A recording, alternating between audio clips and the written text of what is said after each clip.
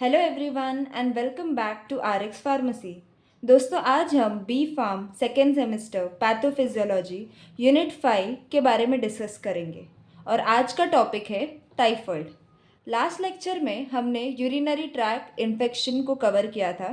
अगर आपने वो नहीं देखा है अभी तक, so please check that out in my channel. तो टाइफॉइड क्या है? So typhoid is a infectious disease.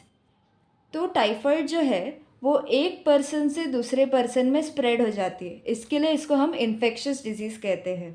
और टाइफॉइड को सैल्मोनेला टाइफी करके एक बैक्टीरिया है, वो कॉज करता है। अभी जो टाइफॉइड है ना, it is also called as enteric fever. Enteric fever यानी इस डिजीज़ में 104 डिग्री तक का बुखार हो जाता है, इसलिए टाइफॉइड को एंटेरिक फीवर भी कहा जाता है। वैसे जैसे सर्दी खांसी ये सब बहुत ही कॉमन बीमारियां है, बट हमारा जो टाइफॉइड है it is not a very common disease. Typhoid बहुत ही रेयर डिजीज़ है।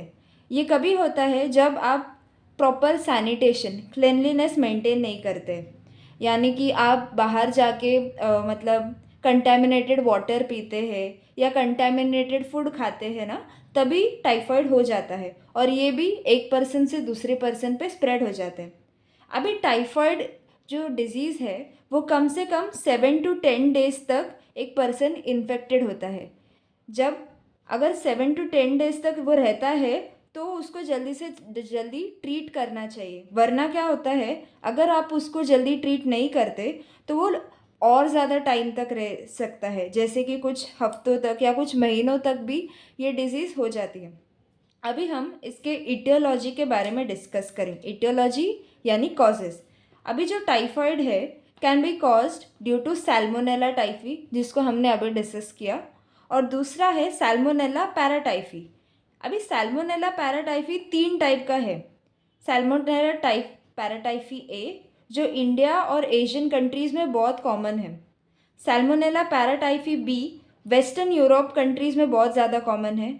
और सैल्मोनेला पैराटाइफी सी गायना करके कंट्री है, वहाँ पे ज़्यादा कॉमन है। Other causes of typhoid are inadequate hygiene practices, यानी आप प्रॉपर सैनिटेशन मेंटेन नहीं करते, having oral sex with carrier partner. Third one is contact with chronic asymptomatic carrier. Typhoid का एक प्रॉब्लम यह है कि कभी कभी हमको सिम्टम्स नहीं समझ आता है, इसके लिए कभी कभी जब भी कोई नॉन इन्फेक्टेड पर्सन किसी इन्फेक्टेड पर्सन के साथ कांटेक्ट में आ जाता है तो उसको भी टाइफॉइड होने का चांस है। और lastly consuming contaminated water, milk product, raw vegetable, fertilize with human waste. अभी हम टाइफॉइड के स्ट्रक्चर के बारे में जानेंगे, मतलब सैल्मोनेला पैराटाइफी का स्ट्रक्चर। अभी salmonella paratyphi is a rod shape bacteria जिसके पास लोकोमोशन यानी ट्रैवलिंग के लिए कुछ तो एक स्ट्रक्चर है जिसको हम फ्लैजेलम कहते हैं, और फ्लैजेलम में एच एंटीजन होता है। फिर उस बैक्टीरिया के आउटर कवरिंग को हम कैप्सूल कहते हैं जिसके पास के एंटीजन है, और सोमैटिक सेल है जिसके पास ओ एंटीजन है। अभी हमने सैल्मोनेला टाइफी का स्ट्रक्चर देखा, अभी उसके बारे में थोड़ा इन्फॉर्मेशन देखेंगे। जैसे कि Salmonella typhi is a gram negative bacteria. It has flagella structure for locomotion, मतलब एक जगह से दूसरा जगह जाने के लिए उसके फ्लैजेला करके स्ट्रक्चर है। It is a rod shape bacteria और उसका साइज है 0.4 to 0.6 माइक्रोमीटर। ये आप जब भी एग्ज़ाम में आंसर लिखेंगे तो इसका एक स्ट्रक्चर भी बना दीजिएगा, सो दैट आपका आंसर्स थोड़ा और ज़्यादा प्रेजेंटेबल लगे। अभी टाइफॉइड के रिस्क फैक्टर्स क्या है? जब भी किसी पर्सन ने वैक्सीनेशन नहीं किया है तो उसको टाइफॉइड होने का चांसेस बहुत ज़्यादा है। कंटेमिनेटेड वाटर सप्लाई यानी ड्रिंकिंग कंटेमिनेटेड वाटर। थर्ड है लिविंग इन क्राउडेड कंडीशन। और लास्टली पुअर सैनिटेशन। अभी वैसे तो टाइफॉइड में सिम्टम्स बहुत रेयरली दिखते हैं, बट अगर दिखेंगे तो ये सिम्टम्स बहुत ही कॉमन रहते हैं, जैसे फीवर 104 डिग्री तक, मतलब it is an enteric fever, तो 104 डिग्री बुखार होता है। सेकेंडली एब्डोमिनल पेन यानी पेट में दर्द होना, कुछ लोगों में वेट लॉस हो जाता है, डायरिया होता है कुछ लोगों में, बॉडी में रैशेस और स्टमक में ब्लोटिंग दिखता है। अब हम टाइफाइड के पैथोजेनेसिस के बारे में जानेंगे। पहले क्या होता है, entry of bacteria by injection of contaminated food. हम किसी भी कंटेमिनेटेड फूड को समझो हमने कंज्यूम किया और उसमें सैल्मोनेला टाइफी का बैक्टीरिया हुआ, तो हमारे बॉडी में जो बैक्टीरिया है वो एंटर कर जाता है। फिर क्या होता है कि ingested bacteria invade small intestinal mucosa. अभी हमारा जो स्मॉल इंटेस्टाइन है वहाँ पे ये बैक्टीरिया जाके चिपक जाता है। फिर ये बैक्टीरिया हमारे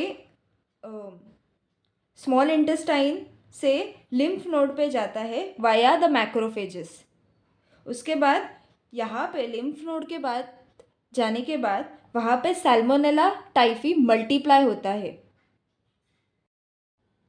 अब जैसे ही हमारा जो सैल्मोनेला टाइफी है जो लिम्फ नोड के पास गया, वहाँ पे जाके वो एंटेरोसाइट के साथ इंटरैक्ट करेगा और यहाँ पे वो खुद को इंक्यूबेट करेगा 1 to 3 वीक्स तक।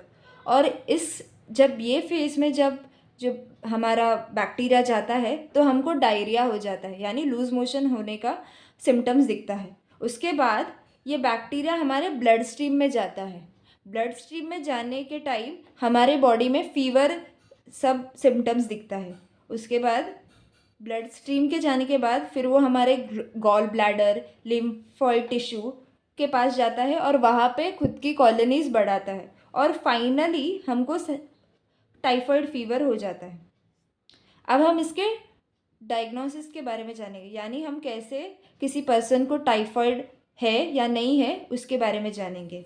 Firstly blood sample testing. वो इन्फेक्टेड पर्सन का ब्लड हम लेंगे और उसको चेक करेंगे कि उसको टाइफाइड है या नहीं है। Some other options are urine testing, urine को टेस्ट करेंगे, और स्टूल टेस्टिंग। स्टूल यानी फीसिस, जो वेस्ट प्रोडक्ट है बॉडी उसका भी टेस्टिंग होता है। One of the most common testing जो हम टाइफाइड के लिए यूज़ करते हैं वो है विडाल टेस्ट। विडाल टेस्ट में हमारा जो सैल्मोनेला टाइफी है उसका ओ या तो एच एंटीजन को डिटेक्ट करते, ओ एंटीजन और एच एंटीजन को चेक करते हैं।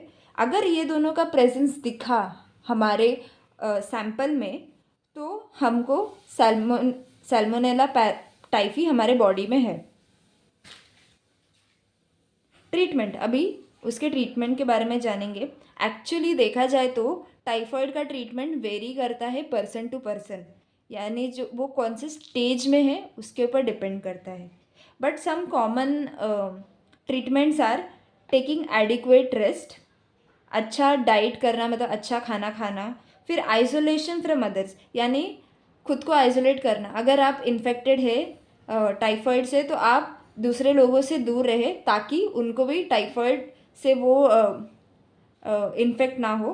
फिर इन माइल्ड कंडीशंस, अगर किसी को माइल्ड कंडीशन में टाइफाइड है तो उस केस में हम उनको एंटीबायोटिक दे सकते हैं सच एज एजिथ्रोमाइसिन।